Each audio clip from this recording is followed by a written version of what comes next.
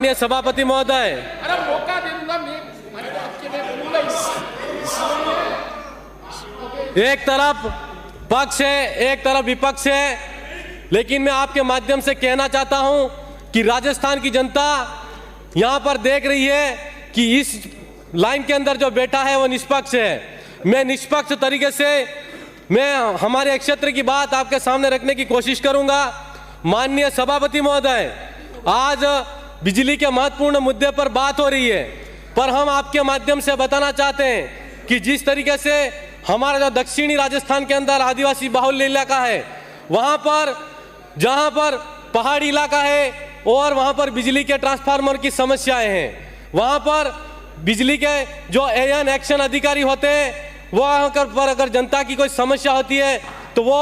उन अधिकारियों को अगर फोन जाता है तो वो फोन भी नहीं उठता है, ना ही वहाँ की जनता का समाधान होता है। और जनता अगर हमारे से उम्मीद लगाकर हमसे बात करती है तो वहाँ का एएन एक्शन हमारी बात को भी नहीं सुनता है। तो मैं आपके माध्यम से सरकार से कहना चाहता हूँ कि वहाँ पर झुग्गी झोपड़ियों के अंदर हमारे जो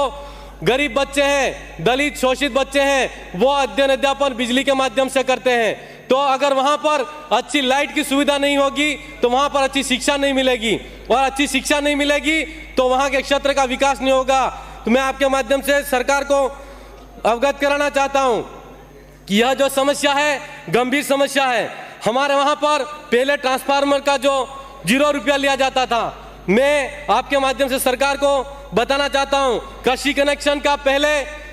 2000 यूनिट फ्री में दिया जा रहा था। आज की तारीख में वहां पर समस्या यह है कि फ्री में जो कृषि का बिजली कनेक्शन दिया जा रहा था उसका पोर्टल बंद हो चुका है, और 1.15 पैसे की दर से पर यूनिट बिजली का पैसा बिल आता था। वहां पर सब्सिडी भी मिलती थी, वो सब्सिडी भी नहीं मिल रही है। और डोमेस्टिक जो ग्रामीण इलाके के अंदर जो बिजली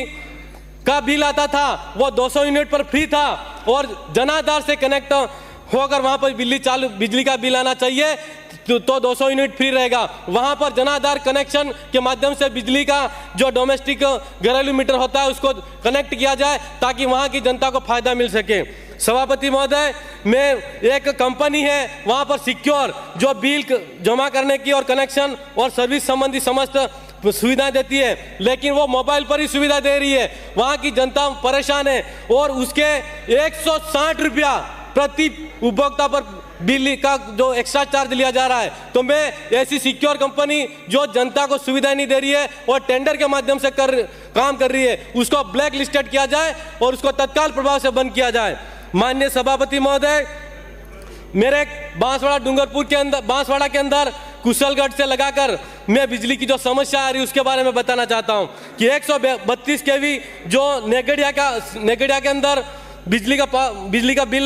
का जो ट्रांसफार्मर लगा हुआ है वो कुशलगढ़, बागीदोरा और चौड़ी के माध्यम से पूरी विधानसभा के अंदर बिजली का सप्लाई किया जा सकता है। एक और 132 केवी का जो दलोट के अंदर पवन ऊर्जा के माध्यम से जो ट्रांसफार्मर लगा हुआ है उसको 220 केवी अपग्रेड करके लगाएं। माननीय सभापति महोदय, मैं आपके माध्यम से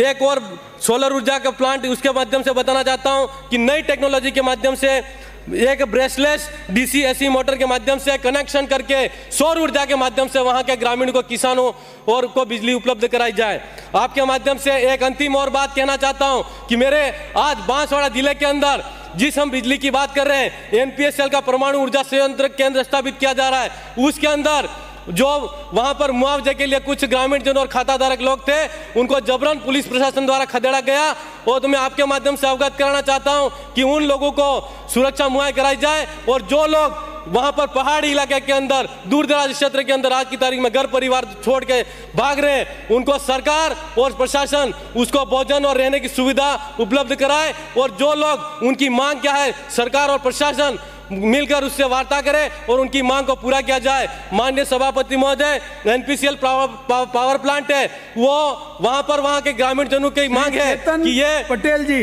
वहां पर ग्रामीण की मांग है सभापति महोदय के माध्यम से उनकी जो मांग है उसको सुनी जाए, उनको उचित मुआवजा दिया जाए। माननीय मंत्री जी को अवगत करवाना चाहूंगा